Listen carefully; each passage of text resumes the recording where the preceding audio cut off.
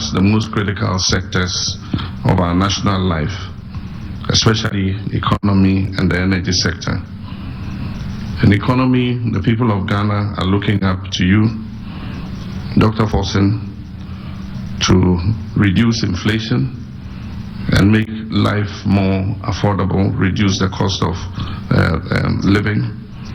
They're looking up to you to bring our debt level to bring our national debt to sustainable levels. They're looking to you to stabilize our currency, and they're looking to you to rein in the deficits so that we can achieve macroeconomic stability. To you, the Honorable Minister of Energy, Mr. John Abla Jinapon, Ghanaians are looking for stable and efficient power supply.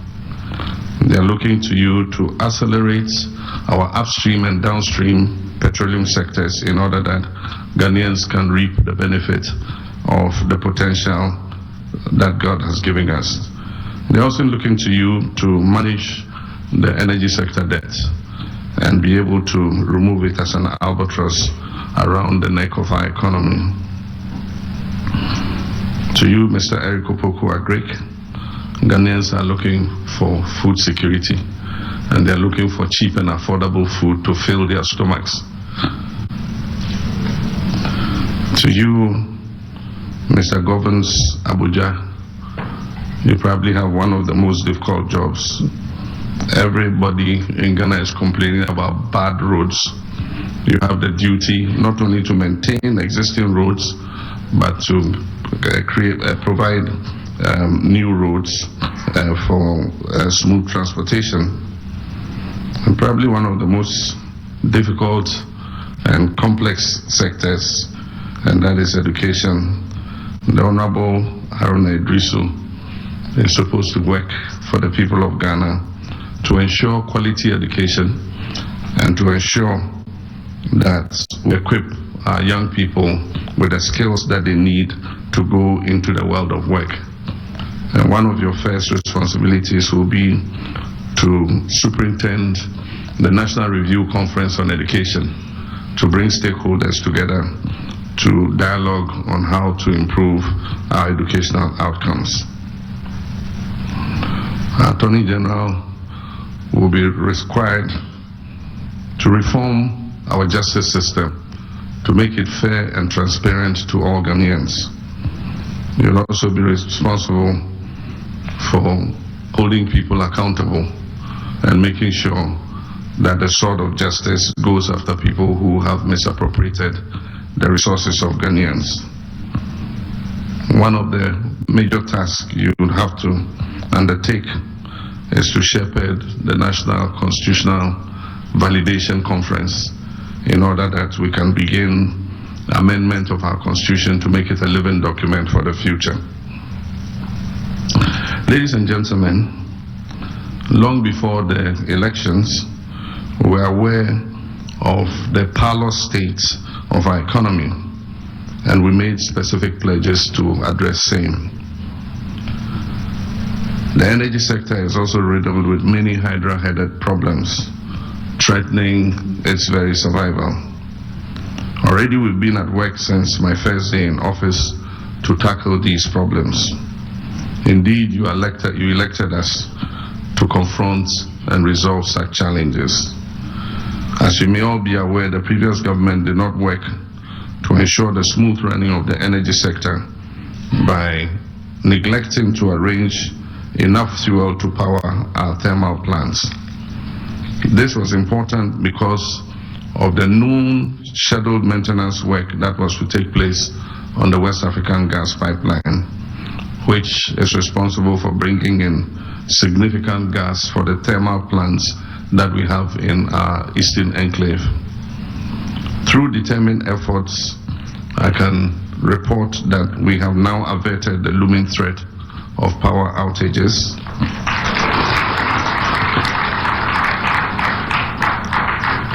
And began delivering fuel to the thermal plants in the east in advance of the shutdown of the West African gas pipeline.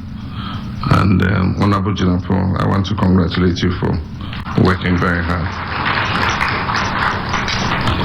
Similar timely interventions have been necessary in areas such as education, where an acute food shortage was a major problem when schools were ordered to reopen on 3rd January. We have put in short-term measures to ensure that our children have adequate food so that they can go ahead with their learning. These are short-term measures and will help to keep our children in school, even as we strategize on streamlining the supply of food to schools and pay off arrears that are owed to schools, some dating from as far back as 2021. Over the weekend, I announced that a committee of eminent legal and governance experts would lead the process for a comprehensive review of the 1992 Constitution, taking into account the work that was done by previous committees. This will ensure that we refine our Constitution to meet the current exigencies and stand the test of time to meet present and future needs. I believe that this effort will be supported by the majority of Ghanaians who yearn for a constitution that is responsive to our modern world. While we were all aware of the country's parlous economic state before the elections, it is important in the spirit of openness and transparency to inform the people of Ghana about the true state of affairs as we inherited it. Therefore, I encourage the ministers, as you assume office, to tell the nation about the state of affairs in your sectors, even while you work tirelessly to lift us out of the current situation.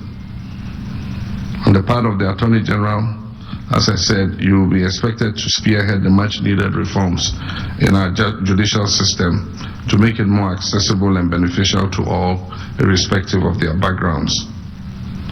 The people of Ghana are desirous of a system that guarantees equal justice for all and nothing more or nothing less.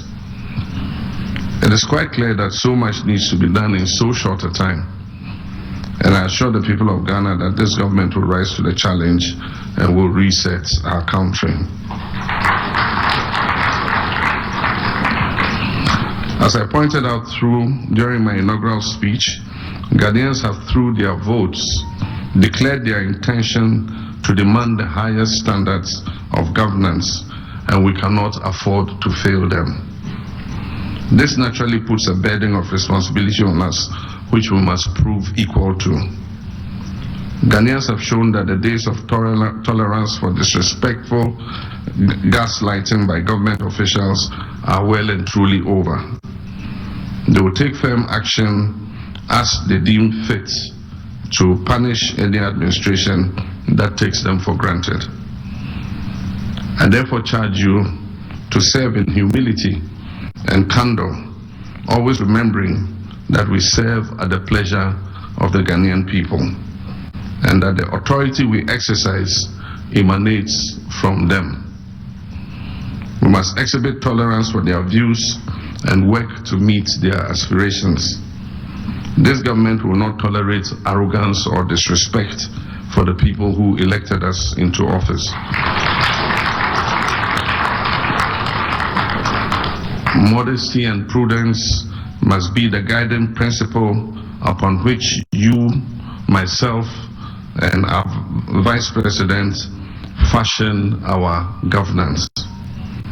People of Ghana will hold us accountable for the trust that they have placed in our hands.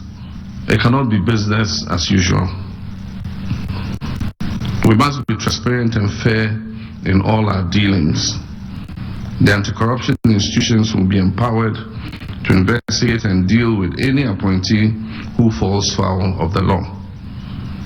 I expect all of you to begin the process of declaring your assets. The Chief of Staff will announce the cut-off date by which time all eligible appointees should have deposited their assets declaration forms with the Auditor General. I wish all of you good luck in your duties and a pleasure to work with you, myself and Nana Jane, in the interest of working for them. I thank you May God bless you.